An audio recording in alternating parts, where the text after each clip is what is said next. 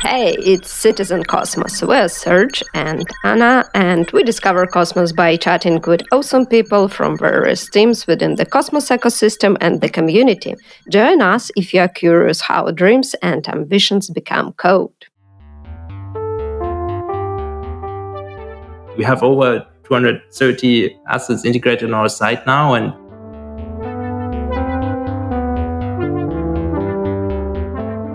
your platform is rubbish, your project is rubbish, everything is rubbish. We don't know what you do, but it's rubbish.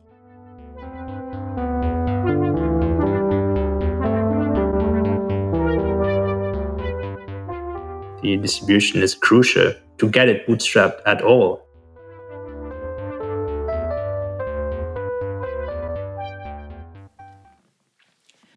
Before we rocket off into our next episode, we would like to announce the sponsor of our podcast, Cyber, Super Intellect.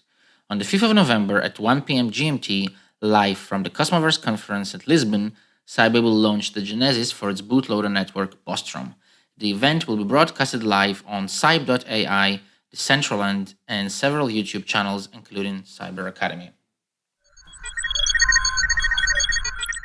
Good space time to you all. Welcome to a new episode of Citizen Cosmos. And we are joined today by the CEO and founder of Stakingrewards.com, Mirko. And possibly we might have other guests as well, special guests. I don't know if they're going to speak up or not, but they are present here in the studio with us, in the online studio, shall I say. Mirko, welcome to the show. Thanks for having me. Great to be here with you guys and have a chat. Awesome, man. Let's jump to some questions straight away. Usually, like the first question, we ask the founders or something like that to explain in their own words what is the project they do. But in your case, I guess kind of everybody understands what it is already. So I guess the question I would have is, what are the goals of Stakingrewards.com? Who's it aimed at? And everything else you want to add to that? Cool. Yeah, definitely. I think the main goal from Stakingrewards is to make staking easier for everyone. That's what we do with Stakingrewards. We do a lot of research. We aggregate data. We curate information around staking, and we want to help everyone to get into staking, make it easy for them to start staking, to build their staking portfolio, to maintain their staking portfolio, and to earn interest on their crypto, to earn passive income with their crypto. So that's like more of the long-term goal is coming from staking. In the long term, we want to help people to earn passive income. Crypto is a great means for that. I think there are so many more opportunities, and that's like technology enabled, where you just have much better interest rates and cutting out the middleman. Like most of these fees, they are redistributed to the users now, and that's very exciting for us. And this is what drives us to enable each and everyone to earn passive income somehow, and leverage the crypto world to get into building some sustainable passive income streams. So that's more of the broader goal for like the next few years, maybe. I think it's a great goal in my opinion. But the second question I'm going to ask, which is like a simple question as well, is you already said, why did you decide to build it? But what's the history? And we also, by the way, in the studio have Jannik, who's the CTO of Stakingrewards. And if you want to end after Mirko, anything to the story and how it began and how it developed, how you guys suddenly just woke up and said, hey, let's make staking easy for everyone and let's build that. I mean, surely there is some more detailed insights, or maybe not. But Let's make our secret guest not secret anymore. Yes, he's Straight not. away. Yeah. I gave him up. So Mirko, Jannik, whoever wants to tell the history, feel free. Pretty much I was involved in crypto since very beginning, 2013, and I was fascinated by proof of stake and staking from early on as well. And I was involved with NXT and other staking coins at that time. It was still like pretty even more niche and no one knew about it. But yeah, I was investing in a lot of coins there and playing around and being involved in the communities and so on. And just had some tokens that could be staked. I think there was like ARC and others, and I was just fascinated by the full concept there, and started to do like more research on it and everything, and created the data set. And having all of that, I thought, okay, there's no resource in the market that tracks like where you can start staking, how much you can earn, and so on. And since I was not that tech savvy, I just asked Jannik to join and build a website for that, under stakingrewards.com. So like secured that domain and did some wireframes and so on, and just put all the information, all the research that I had on a website called stakingrewards.com. And Jannik built that, the first version, and we launched it, I think the first idea when I called Jannik on this was like end of 2017. And then in February or March 2018, we brought the first version live. It was very basic, still like a very different design from what we have today. We probably had like only 30 users in the first month or even less. There was not much traction. And I did like a post on bitcointalk.org trying to promote the website and so on. And yeah, did all of that, tried to get some traction slowly but surely we've grown and we've continued to grow it. And since then, integrated like over 200 assets, and proof of stake has become the go-to standard for almost every like layer one blockchain. And we've aggregated a huge data set. Jannik has built up like all the tech infrastructure there for data aggregation and standardizing the data, cleaning the data, and so on. And we've done like all the research around staking and proof of stake since like all these years. So we are probably the most knowledgeable on staking and all the different economic designs and incentives designs in the industry, really, because we've looked at everything. We've looked at like which metrics are relevant. We have the real-time blockchain connections, and then did all the calculations to understand how do these networks function, like how much can you earn when you stake, and how much can you earn when more people stake and less people stake, and what do the transaction fees do to the staking returns, and all these things. And that's how it was started. Jannik, do you want to add anything to the story? Yeah, sure. So that exactly was challenge from the beginning. All this was new, like all these new economic designs, not only having the research on the one hand, trying to understand how all this works, but also which data do we need actually? How do we present it? How do we save it? How do we do our calculations? And what is interesting to the users? So what of all these data points should be presented to a user? What do you need to know in order to like get an impression of what staking is, how you can stake, and so on? And yeah, now we have more than 200 dynamic assets integrated on the site, and now you can see what is probably important to know. Actually, the very interesting part of your story, then Mirko mentioned that. What did you do at the beginning? Because I understand that a lot of people in that ICO boom, a lot of people say, okay, we need the platform to aggregate all the possible data from any project in blockchain industry.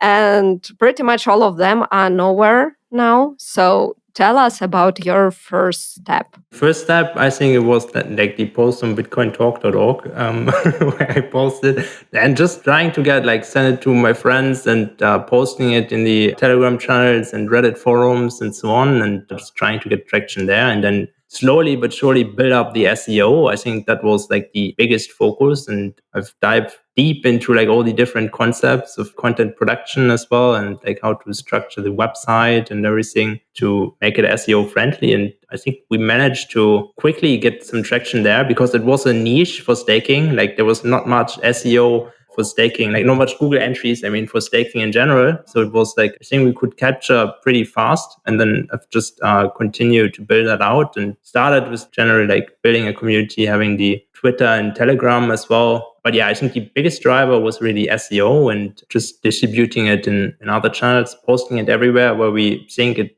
could add value. How was the first reaction on Bitcoin Talk? Did you get trolled, or because usually that's what used to happen on Bitcoin Talk, especially back in the days. People just like post something and then all the trolls come and just start, nah, we don't like you, we hate you, you're rubbish. Your platform is rubbish. Your project is rubbish. Everything is rubbish. We don't know what you do, but it's rubbish. I think one of the first requests from Bitcoin Talk was, okay, great, but why don't you have this coin listed? And I mean, that's something we still have all the time, like the shill hats of the different communities. They don't see the project listed and they tell us, and that's great also. But yeah, that was one of the first requests there, which is kind of funny. But there was also good general feedback from there. Not so much maybe, but it was great just to get some thoughts. I always found Bitcoin Talk pretty like of high quality anyway. I didn't know the guys were that old in terms of when it started, because I discovered Stakingrewards in 2019, I believe, not in 2018. And you said you're in crypto since 2013. I have a question that I must ask. What's the worst token that you bought, the worst trade you did? Because if you've been in this space so long, and I know I have as well, so I've been here 2011, and I've done so terrible things. I don't even know going to name these tokens, but what is one of the worst ones that you remember that you got? There are like quite a few very bad ones. I don't know if I want to mention it now. Probably that's like embarrassing. You don't have to. But yeah, there was a lot of shit. Back in the day, it was crazy. I really loved it. There were already airdrops. And I remember like I had an airdrop from Kek Coin. They did something on Bitcoin Talk as well. It just dropped 10,000 Kek Coin to everyone who posted there. And it was like in the top in 2017, it was worth like $2,000 or something, which was quite good actually, just for an airdrop at that times. Now, like with like Uniswap airdrops and something, it might sound like not so much, but I was fascinated by it because it just blew my mind that you could just get airdrop something that's worth $2,000. Just crazy to me. And it was named Kek Coin, so it makes it even more crazy, I think.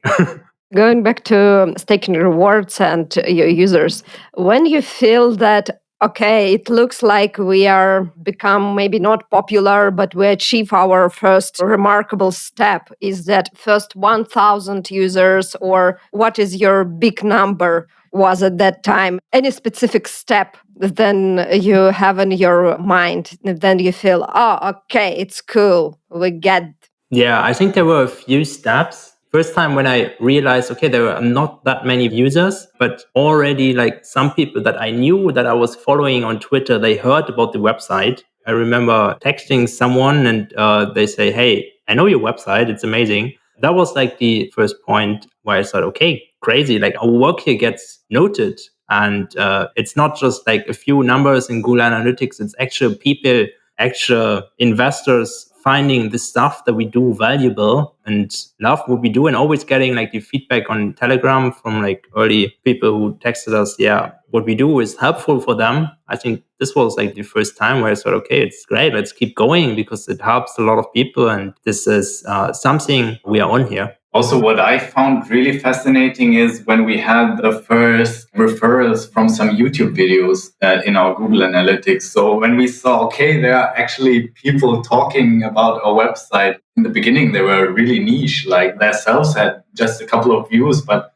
still it was fascinating seeing someone talking about our product. So yeah, this was also really beginning. There was also a post on Steemit, I think, who just put a screenshot of our website. And I thought, okay, that's amazing. I mean, someone like screenshotting our data there. Pretty cool to see that. I was a top writer on Steemit in summer of 2017 for about 3 months, I think. You can still probably scroll in one of top 10 writers. Yeah, it was like, yeah.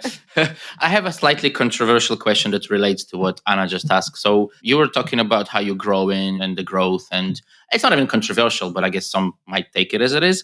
Currently, I mean, if you look at alexa.com, you guys are like top 9,000 websites in the US and top 19,000 websites in the world, which in my opinion makes you a huge player, especially in terms of crypto. Do you think that because you're such a big player, do you think that you have influence on what staking providers people choose? Yeah, definitely. I think we play a crucial role for the ecosystem as being like one of the only independent parties there, ranking staking providers and so on, not being directly affiliated with any network or provider.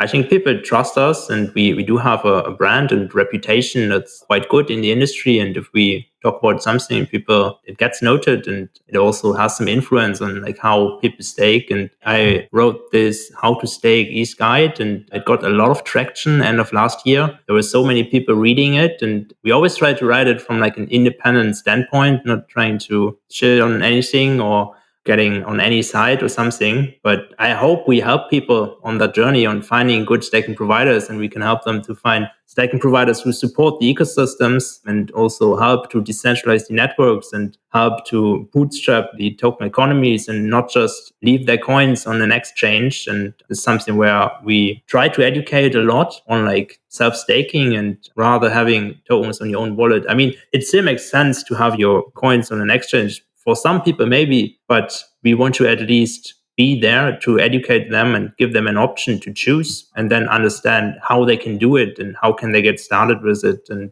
what this decision-making process can look like. You mentioned exchanges, and this is a really good mention in my opinion, because a lot of exchanges have become validators. We see Binance and Huobi, OKX, whatever, and they have huge stakes, of course, and in a lot of the networks and some communities, they say, even they go as far as saying, let's tax them, let's fine them. And this is, of course, not very decentralized. But what's your take on that? Because they don't participate in the governance. And that's why usually people say that let's do something with it. What's your take on this topic? In general, I think, of course, it's good when everyone stakes themselves. And if everyone had a smartphone and you can just stake on your smartphone, like everyone in the world, and it's like very, very decentralized. I think that's just like on a network perspective, that's not very feasible. So there needs to be some sort of centralization, at least at this point of the innovation cycle. And there are a lot of exchanges. And I think the more exchanges stake, the better.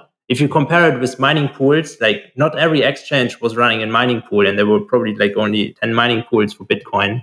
Every exchange doesn't have a hard time to staking. So there are 100 exchanges, and if all of them stake, if we make it easy for them to stake, that's not a bad thing, because there's still going to be people who want to stake themselves and rather have this token staked than just laying around and do nothing, because it secures the network as well, and so on. So I think it can be harmful if you think about exchanges, and then probably most of them all use the same white label staking solutions in terms of the infrastructure. So there is probably a big infrastructure risk for the networks if like most of the stake is at the exchanges, because it's not like they run their own validators. It's like they all use the same white label staking infrastructure. So that could be a risk. I think probably the best way for exchanges would be if they would be delegating to validators in the network. I mean, it's great that they offer these returns for the users and so on. And the best way would really, if we could find a way incentivizing exchanges not to stake themselves or not using white label staking solutions, but just delegate to a certain set of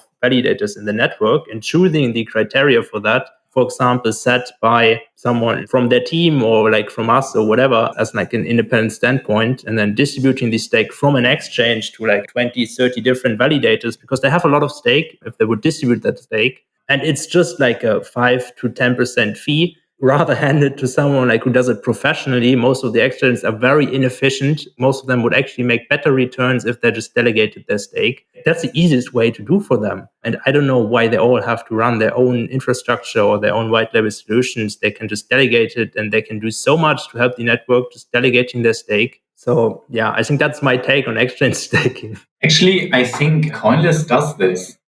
For Mina staking, I think they delegate their stake to Figment Network. I don't know. I think they delegate at least. Yeah. I know Figment Network, of course, but I didn't know that they do that. But it should probably be, even for Coinlist, be more decentralized in a way that they have a partnership with Figment and then they delegate to Figment. But they could also delegate to like 20 or 30 different validators. But yeah, I think there are like staking pools who will do this on chain. And if we could do that also for exchanges off chain, make it easy for them to delegate the stake or decentralize the stake more. They don't have an interest. Usually they don't participate in governance anyway. Then like most of them abstain from the votes. It's like there's this governance risk, but exchanges are not really interested in it. They don't care about doing that. And if there would be an easy solution for them to just decentralize their stake more, I don't think there would be any harm. And I don't think they're that keen on having all the governance power for these networks, because in the end, it would harm themselves more, I guess. Just to say, I mean, we totally agree on this matter. We think that exchanges participate in a fair game. This is an open market, and I really don't like when people start saying things like, let's tax them, let's fine them, let's, I don't know, take their stake away, because that's, in my opinion, just the stupidest thing to get at, because you're playing an open market. What's the point of going the old ways? And you're right, let's find ways of incentivizing them rather than finding ways of punishing them for playing a fair game, to be honest. Let's go in that direction. Then people try to decide where to give their tokens, where to stake the tokens, and they need to make a decision to choose the validator or to choose any custodial agent to give some money. So do you think what kind of criteria can be valuable for the people, just, or maybe it's some unusual thing like secret sauce? What should be done before, for sure, done before you decide to stake and choose validator or any kind of passive income provider? I think the biggest factor is probably security and having like a performance setup, because that's where I think also many exchanges, they lack of having like a very performant infrastructure. They don't emphasize this enough. So most of the professional infrastructure providers or like staking providers, they have very good performance and so on.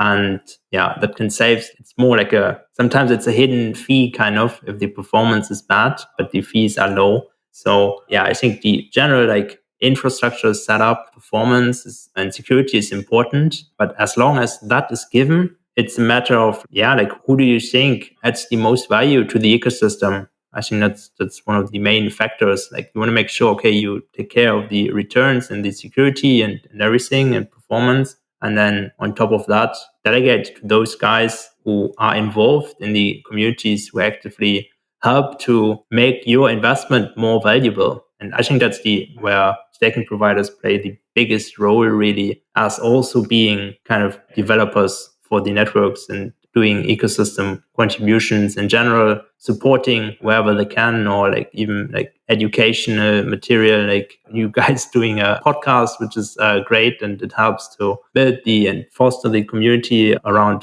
Cosmos and all the Cosmos chains and so on. I think it's having there, like, it can be an emotional decision as well. If you think like some people are great, as long as they have a good performance and security setup in general. Sometimes it's also, you want to look at like how much stake they have. You can say rather delegate to validators who have less stake to further decentralize, which is great. That's important for some people. So if you care about decentralization, it's wise to delegate to smaller validators. On the other side, there are also people who care about like the general. They don't want to do like all the due diligence and everything. So they just look at, okay, who has the most stake? So I'm delegating to the guy with the most stake. It's legit in a way because, okay, you can't get everyone to do like a full due diligence process. And it takes a lot of time, like going through like all the details and understanding what all these staking providers are doing and how they operate and so on. It takes a lot of time. Sometimes you just want to make a quick decision, or like maybe people don't have time to do it at all. But yeah, I think if there's enough time, it's always good to look at like who's involved in the communities and who's helping the network the most. As a researcher, how do you manage to keep your mind clear and cold when you do some research? Because now some founders and some projects have attraction, and you can feel, oh, okay, I love the previous project and so on and so forth. So how you manage to keep your mind cold in the research field?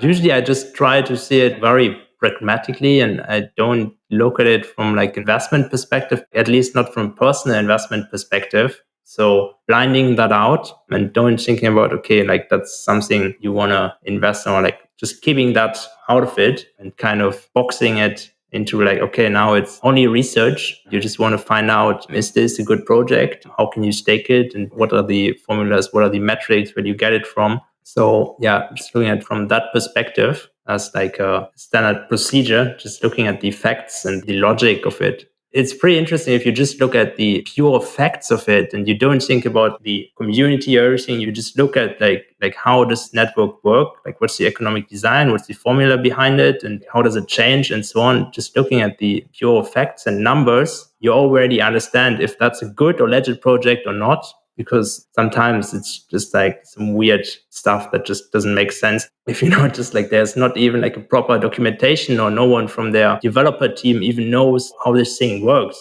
They are in their core team and they don't even know like what's the inflation rate or what's the economics behind the token that they're working on full time for like many months. It's a bad sign. And I think it's a question of like getting to the pure raw facts as fast as possible. If that's an easy way, and that's a pleasant experience, it's usually a good project. But yeah, sometimes it's tricky. Everything is so different, but it's a fun journey looking at all of this. In general, probably for the research, not doing it as much as I did before anymore, but I love to do it. And just going into like a state where you just focused on one thing is always a good thing, not being distracted and turning off Telegram and everything and just looking at one thing and going through like all the block explorers and going through all the data and everything that you can find in forums and so on. And the journey, just having like one goal, I think, in like getting the hard facts and the right data for a project, and don't stop until you have it, and don't get distracted. I think turn off all these social media stuff. Can you remember what was the largest amount of projects you had to analyze in a day or a week or whatever period, in like the top that you had to go through? That's a tough question. I don't know. There are always like a lot of projects. Sometimes there are like a lot of launches coming up in a certain period. So we try to cover them as soon as possible. But yeah, that's not always possible just because of limited resources too. In general, like we do have a list of still like we have over 230 assets integrated on our site now. And there are probably still around 60 or 70 that are on our list that we want to get integrated. There are a lot that we are working on, and it's a matter of prioritization. But it's fascinating. Every day there are new interesting staking projects I learn about, and I love it. There's more and more like not only layer one proof of stake staking, but so many more staking concepts in the DeFi world as well. I just found it very fascinating. There's so many more staking concepts coming up, and so many more use cases for staking as well. So great to be around. Do you think that DeFi staking is correct term? So far, I like the term proof of stake staking and DeFi staking to differentiate between something that's responsible for the layer one security of a network as proof of stake staking, and then DeFi staking is more of like a dividend distributing way of staking. But then there's also like for example, Avi, you have the safety module staking. So it's also responsible for the safety of the network, and it's some sort of DeFi staking. So it's not really like about validating transactions, but it's about providing collateral to secure the network as well, which is the same as proof of stake staking. So this can get slashed in proof of stake, and it can get slashed for the safety module staking in Avi, for example. And there are others. I think Nexus Mutual has a similar model, and there's more coming up like this. I found it fascinating. And in general, I see staking as a pretty universal, broad term that's new since this came up in the crypto world. And now it starts to getting like more adopted from so many. And I think it's beautiful. I love the word staking, and having it is not only proof of stake, but also for like everything that's DeFi, and using it as a distribution of dividends and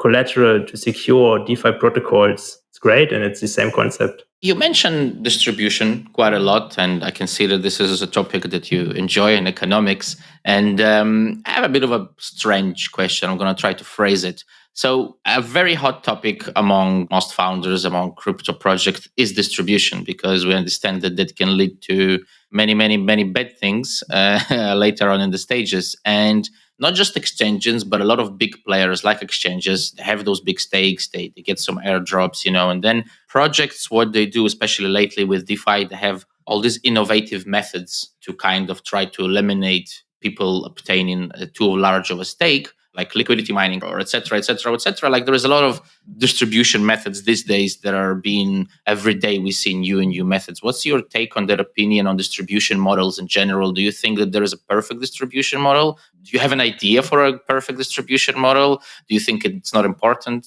I think the distribution is very important. It's probably one of the most relevant points like for any crypto network. But also you can't help that like distribution will always kind of naturally collude in some way, and it always centralizes as well. Like people who really believe in something, and they're always early believers, they will stock up early on. And I think as long as there's like a lot of liquidity and a lot of traction, then it's maybe less important to have a good distribution. But especially like for bootstrapping networks, like the early distribution is so important, probably the most important overall, to have the right incentives to make something big. Once it's big, it will get redistributed anyway. It will collude anyway, as long as there's liquidity and traction. But yeah, for the initial phases of anything, any economic model or any crypto network, the distribution is crucial to get it bootstrapped at all, because you want to make sure that those people have the biggest stake who can make something big to get the liquidity and to get the traction. That's my take. It's important to distribute it to people who can provide liquidity and who can make something noticed and get traction. Jannik, do you want to add anything to that? No. I go with Mirko's take. I really find it important, and as long as liquidity is there and it's not clumping or is not being moved or anything, it's good. I think it's a big, huge topic that a lot of projects just really don't take into account as much as they should do. And you guys see, I would assume, more economical models than anyone else in the field, I would assume, with all the analysis you have to do. And like you said, you choose the projects. And have you seen, though, Mirko, like a project that you would say, okay, that project has a really good distribution model? Can you, I don't know if you can name such projects, if that's too much biased or something like that, or maybe a bad distribution model, the opposite? Like you saw, like, oh my God, that's the worst distribution model I've seen. Do you have anything like that in mind, a good or a bad one? There are some good and some bad. It's hard to tell, like there's like the best or like the worst or something. In general, I think it's very important to have the right incentives set for the right stage of the protocol, something that moves naturally, like if the network evolves over time. I mean, a lot of networks, they do adjust the inflation based on a time schedule, which I think doesn't make sense really, because it should rather be set based on traction schedule and liquidity schedule to make sure that there's always the right amount of people. And because you like the inflation, it should always be like the bare minimum in order to incentivize enough people to have a very strong functioning network that's very secure and that functions fast and validates everything correctly and so on. So that's my take. I think, time distribution probably doesn't make sense, should be more based on what's happening in the network. And I think there are like some NIA is doing it quite nice, where they like offset the inflation by transaction fees. I find it cool. Ethereum is trying to do something similar there, where they also offset the inflation now from transaction fees. So I think that's a smart way to do. And there are many different implementations of it. Obviously, you don't have all the transaction fees in the beginning. So you want to make sure that there's inflation to pay the costs for bootstrapping the security of a network, making it strong and resilient from the beginning without any traction. But I mean, in general, if there's economic designs that can foster the traction faster, that's also good. So if there are like economic designs built into the networks, that having an economy directly built on the blockchain inside the networks, I think that's probably one of the smartest designs. I'm thinking about like the currencies. No one has done really like a lot of currencies. I think there's still like a lot of potential to do that more, where you actually get the real economy more involved with the economics of the network. For example, in the Terra ecosystem, you have like the UST it's like backed by the whole Terra economy in a way as like a collateral for UST. So that's dependent on the growth of the economy. But if you could even like create a currency where the price or the supply changes based on the economic activity. Let's say you have more transaction happening on Monday afternoon compared to Sunday night. So you want to have maybe more supply of the overall network on Monday afternoon and less supply on Sunday night. So you still have like a stable price finding there. I would love to see more experimentation with that, with like actually getting the real economy and transaction. And that's beautiful about blockchain. Like everything is on chain and you can really even private without exposing anyone, but coupling those together, like the economic design of the network and the actual economy. This is something I find very interesting, and like the offset of transaction fees and everything, that's like first steps into that direction, I think. But do you think this all should be automized? I mean, like the AB real like time testing, because most of the networks are parameterized. We can see with governance that not really, but people don't really want to vote, let alone make proposals like to change the parameters of the computer, let's say change the inflation or something else. So if it's hard coded, then it's kind of not really decentralized. But if it's not voted on, then it's not going to happen. So what do we do with this? Like, how do you solve that issue where I don't want to say the word make proposals and vote of them, even if those are really important economical proposals. But how do we push that thing to really work, where the A/B testing really, like you say, happens in real time and the network understands, okay, we really need to ask the people if we need to change the inflation now or it's going to be too late. Like, how will it work in your opinion? The concept of A/B testing is pretty interesting. I mean, imagine you have a network and just randomly selected 50% of the network get 5% inflation, the other 50% get 3% inflation. And then what's going to happen is like, are the ones with 3%, are they unstaking, or are the ones with 5% are staking more or whatever? This would be very interesting to have some kind of A/B testing on the blockchain directly. But I also don't know if that's like feasible. But the cool thing, it's like it's all technology. You can program that into something, so you can make them very smart, these systems. A lot of people say the simpler, the better. It's always you want to understand, but also like, do you need to understand it? I don't know. I get confused by over-engineered networks. Like, I don't know, Cardano is like very complicated. They have a very sophisticated economic design, and they thought about everything and every parameter, and you can adjust them and so on. But it's also makes it just complicated maybe. So I don't know what's the best approach there. If we could find a system that's very easy to understand, but still very sophisticated, that would be the best solution, I think. I like the concept of A/B testing. Maybe that's something to explore for some blockchain developers out there. Easy to understand is definitely not about Cardano. I just have to say that, But I mean, I love that religion. It's a cool religion. It is a religion, right? They have an icon that they follow. I mean, no, I love Cardano personally, but will it work? We yet to see, right? Yeah, and just I want to follow the question. Let's slightly connect to Cardano and all that scientific works. If someone really want to understand the economy modeling behind the blockchain projects, where is the best idea to start the journey? Maybe the best idea to start from Bitcoin white paper. Yeah, we all know these recommendations. Someone just say, okay, you have to start from Bitcoin white paper. And what else? What kind of sources do you recommend for that specific field? Then directly jump to Cardano white paper. Yeah, probably that. I mean, the white papers are good, but they're also complicated. And then if you start at the documentations, as I mentioned before, sometimes like they're not even updated. It's funny that like sometimes the documentation doesn't match the actual economic design, and sometimes the team don't even know it. So it's not easy to go into like the economic design really. Sometimes it's pretty straightforward, but sometimes it's also pretty tough. If you want to have it as accurate as possible, you need to go into the GitHub repositories. If you want it as high level as possible, there are often explanations on the websites and so on. And I mean, we also try to explain these economic models in like a basic concept from our website in the FAQs and editorial content and so on, just like as an educational tool. And we have the calculator on the website as well, where you can slide and see how much are you making if only 20% of the network is staking, how much are you making if 80% of the network is staking. So that's pretty interesting. So we try to make that easier on stakingrewards.com. But if someone really wants to go very deep into it, it's best to go to the documentations or white papers, I guess. It's a bit more of digging. I want to, considering this is Citizen Cosmos, and of course, one of the main topics of the podcast is Cosmos and the interchain. And I can see that you guys list a lot of the providers, including like us, for example, Citizen Cosmos, some of the top providers like Figment Network that you mentioned, P2P Validator, I don't know, whoever else. Not that I'm trying to mention anyone in particular, but just the first ones that came to my mind, sorry. A lot of them do work with Cosmos or with Cosmos chains. What is your opinion on the interchain, on IBC, on the whole interoperability thing?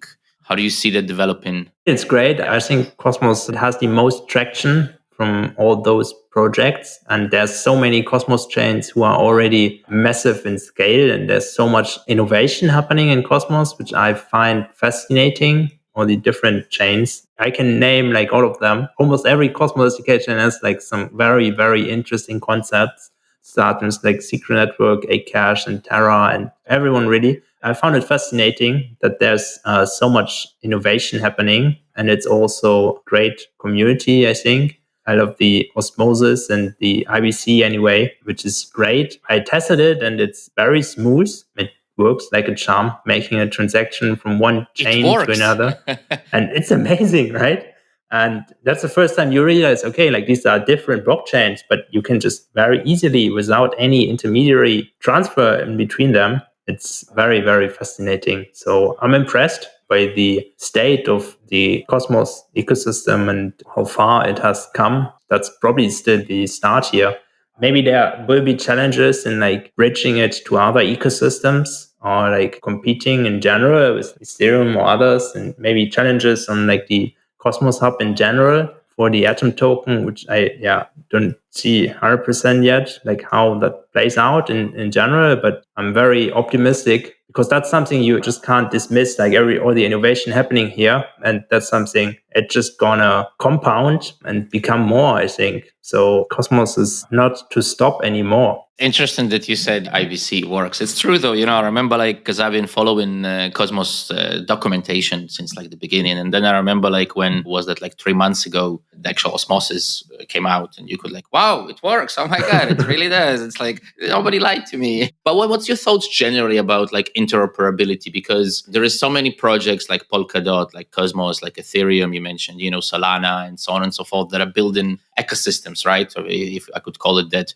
Do you think they're all going to one day interact and we're going to see like the massive internet of blockchains, or that's not going to happen? I think we will probably not be like thousands of blockchains, but I can see like a universum of multi-chains. It just makes sense. There are different use cases economically. And so far, like what we have explored with the use cases for blockchains in general is like only maybe 2% of what's potentially possible there. So this is like still very open, and there's so many more use cases. We have like NFTs and DeFi. That's all we have. And there's so much more to come. And thinking about all this, it's going to be huge, I think. The economy, everything will be based on networks and blockchains. Most of it will be gamified. And if you think we're living in a metaverse, and there will be different blockchains, and I think everything will work together probably very seamlessly and have different use cases and different innovation drivers. And maybe even it's easier to build one app on this blockchain compared to another blockchain. There are also different smart contract languages and different developer communities, and one chain is more secure, one is more faster, and so on. It just depends on what kind of dApp you want to build or what kind of general tech product you want to build. And then you decide where does it make the most sense to deploy on. Obviously, you need traction and the composability and everything. But I imagine there will be so many bridges, not only within the Cosmos ecosystem, but you have all the other bridges as well. And they will become more decentralized. Most of the bricks are still very centralized, but then something like TorChain is very interesting. It brings everything together. It's fascinating to see stuff like this, but it's still very early, and there will be more utilization of all the different blockchains, I think, and they will all be connected. For sure. I think decentralized bridges is something everybody is looking forward to finally see something that's really decentralized bridge and not like a multi-sig of very important people, so which is sometimes like get sold for a bridge and you're like, but there's just a multi-sig out of 3 or 4 people or 5 people or whatever. And you're like, that's not a bridge.